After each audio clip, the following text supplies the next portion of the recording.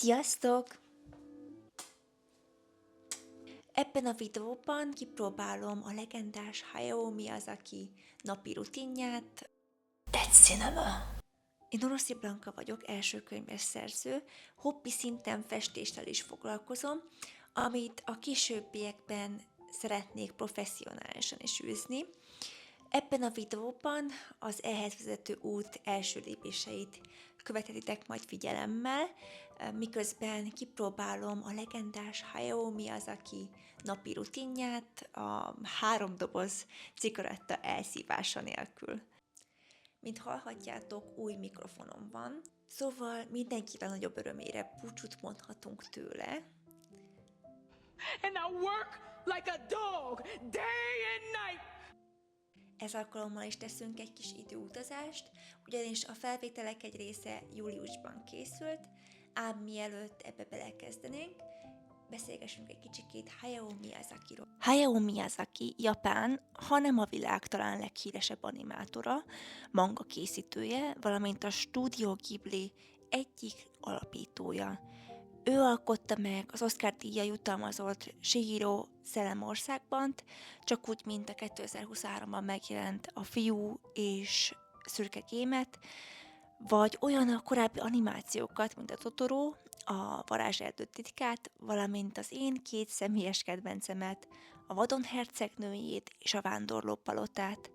Szerintem a filmjeinek van egyfajta különleges, utánozhatatlan hangulata, keserédes és melankólikus, mégis érzékeny és reményteli, olyan érzés, mint egy hosszú utazás követően hazatérni. A rutinját követve minden nap 6 órakor kell, hogy tornázzon és kávézzon egyet, így 10-re ér be a Studio Ghibli irodájába, ahol este 9-ig dolgozik. Későn szokott ebédelni, olyan 3 óra körül, mert az elálmosítja, ezért utána szokott egy kicsit pihenni. Ez talán megbocsátható egy 81 éves embernek, aki annak ellenére dolgozik napi 11-12 órát, hogy gyakorlatilag 2 évente bejelenti, ő most már végleg nyugdíjba vonul. Ahogy említettem, mi az, aki körülbelül 10-től 9-ig dolgozik.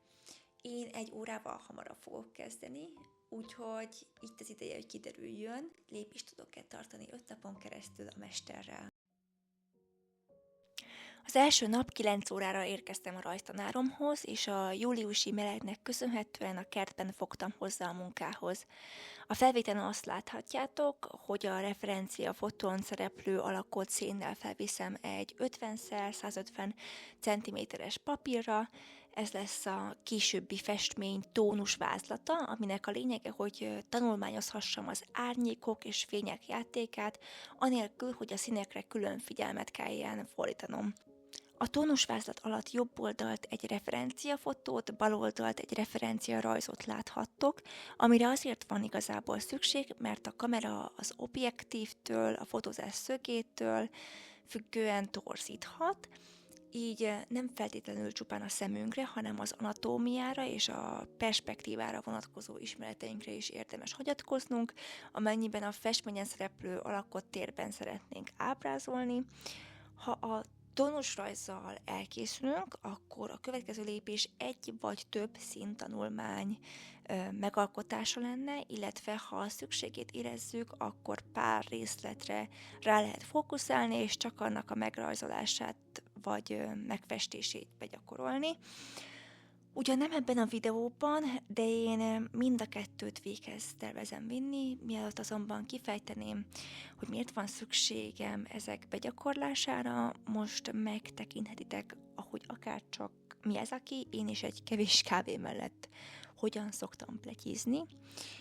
Egyébként a rajztanárom házát hátrahagyva délután egy 4 órától este 8-ig egy a karakterábrázolást előtérben helyező képzésen vettem részt, ami hatalmas próbatétel volt számomra, mivel az illusztráció szellemisége távol áll a temperamentumomtól, mivel szeretek lassan, a részletekbe belefeledkezve elmélyülten dolgozni. Szóval talán egy kicsit túl görcsös vagyok az illusztrációhoz, viszont pont ezért feltételeztem, hogy ez a képzés segítene abban, hogy oldottabban tudjak alkotni. Nem szeretném a képzés minden részletét feltárni, de a fő feladatunk az volt, hogy 2 állat külső és belső jegyei alapján alkossunk egy karaktert. Az én 2 állatom a kajmán és a rozsomák volt, úgyhogy ezen a karakteren munkálkodtam a hét folyamán. Őszintén szólva nem tudom levetkőzni azt, aki vagyok. Elsődlegesen íróként definiálom magam, történetmesélő vagyok, és ez meglátszik abban, ahogy a festéshez viszonyulok. Nincs ínyemre az absztrakt, elvont művészet, a realizmus közelebb áll hozzám. A történet pedig, amit el szeretnék mesélni, talán az egyik legismertebb görög mítoszon alapul. Minden esetre az biztos, hogy az egyik legtöbbször ábrázolt jelenet. Afrodité születése. A festmény megalkotásában a romantika, az akadémia, valamint a pre-rafaelitek jeles képviselői és az ő munkásságuk szolgál majd ikletül. Gondoljatok de Croixra, Friedrichre, Turnerre, Rossettire, Waterhouse-ra, Székely Bertrandra. Azon kívül, hogy szinte mindnyájan mitológiai vagy történelmi témákat dolgoztak fel, másképpen mutatkozik meg a munkájukban a szenvedélyesség vagy éppen a gyöngétség. Én pedig ebből a változatosságból általuk inspirálódva igyekszem valami értékeset alkotni. Tapasztalataim szerint hiába láttuk már 100-szor, mindig új arcát mutatja meg nekünk Vénusz.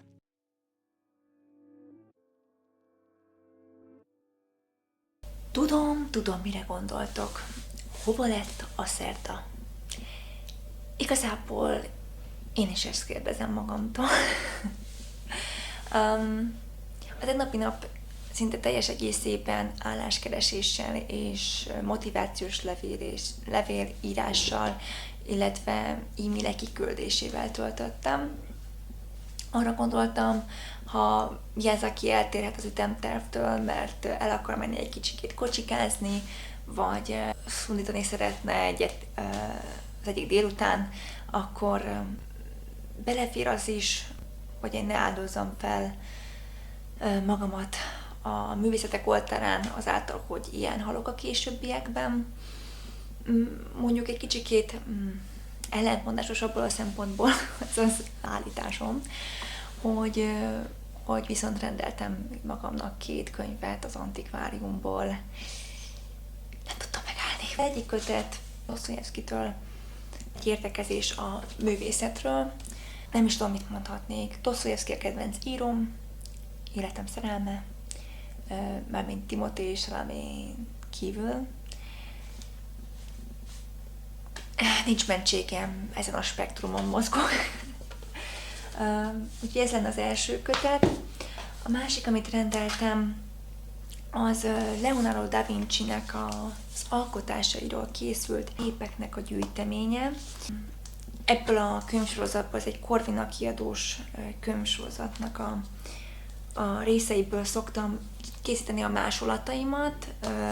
A Michelangelo-nak is, amit készítettem, az ebből másoltam, illetve a Botticelli is itt van.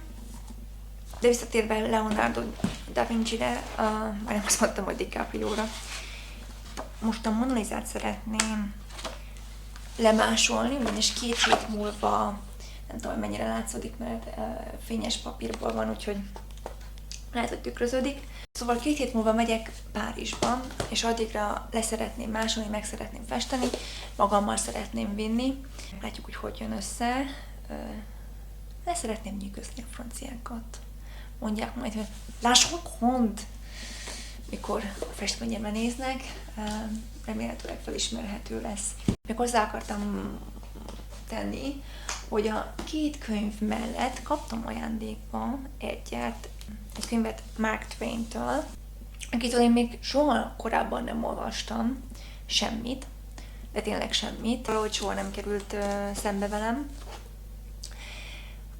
Aztán igazából ma reggel rájöttem, hogy ez nem teljesen igaz, mert ez a kötet a Koldus és a királyfi, ami azért vicces, mert a Koldus és a királyfi, ez a könyv szolgál alapul az egyik kedvenc Barbie mesefilmemnek. Mit is mondhatnék? I mean, that's cinema.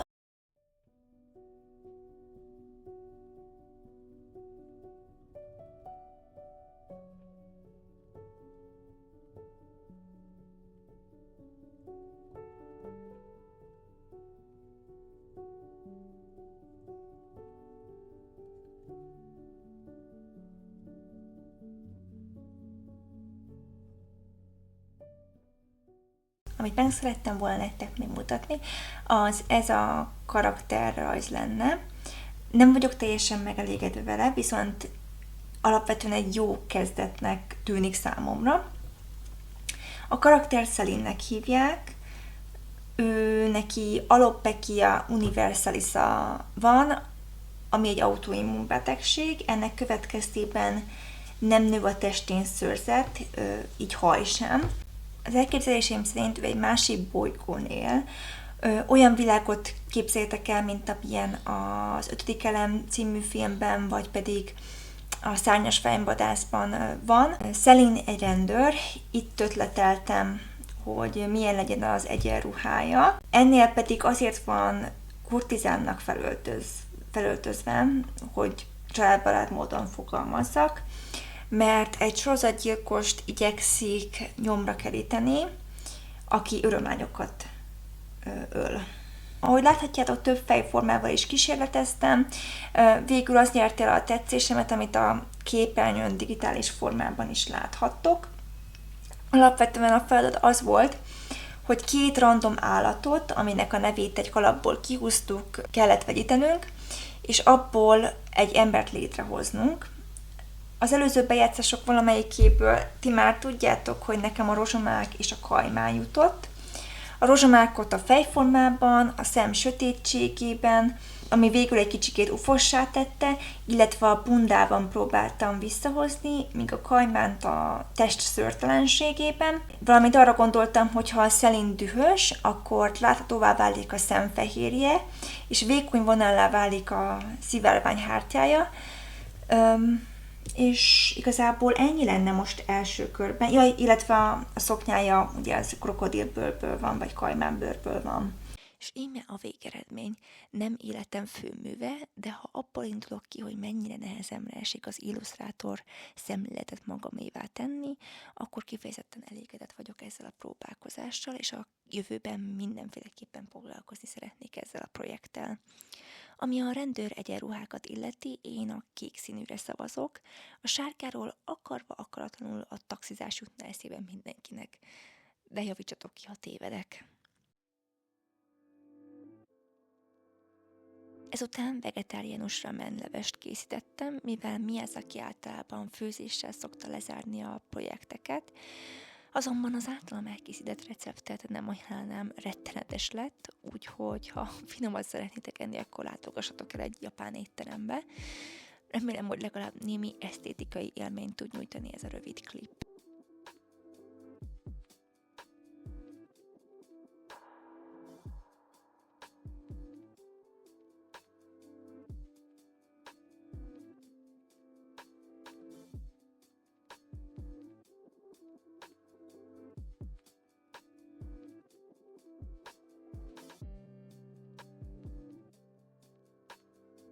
Ebéd után hozzáfogtam a Botticelli Vénusza által ihletett paraván lemásolásához, és a lefénymásolt virágok kivágásával kezdtem. Miután körberajzoltam őket, a pár nappal korábban fehérrel lealapozott falemezt kékre festettem. Olyan hosszan mókoltam a színezéssel, hogy mire a virágokkal elkészültem, már éjfél is elmúlt. A végeredmény pedig már a korábbi videókból ismerhetitek. Én egyszerűen nem tudok betelni vele. Hónapok teltek el az utolsó bejelentkezésem óta, a képregény ötletem megrekedt azon a szinten, ahol legutoljára láttátok, viszont a Botticelli iklette hátterem még azon a héten elkészült, október elején pedig a tónusváltozatot is befejeztem. Jövő héten lesz a következő rajzórám, amire feladatként megkaptam, hogy romantikus festők műveiből inspirálódjak, illetve olyan festményeket másoljak, amin tenger és hullám látható. Ha ezzel megvolnánk, akkor fogok megpróbálkozni az első színvázlat megalkotásával. Igyekszem mi hamarabb jelentkezni, a következő alkalommal valószínűleg a második regényemmel kapcsolatban, de addig is olvassátok el az elsőt, vagy valamilyen könyvet. Vagy látogassatok el múzeumba. Nem tudom, adjatok teret a művészetnek. Sziasztok!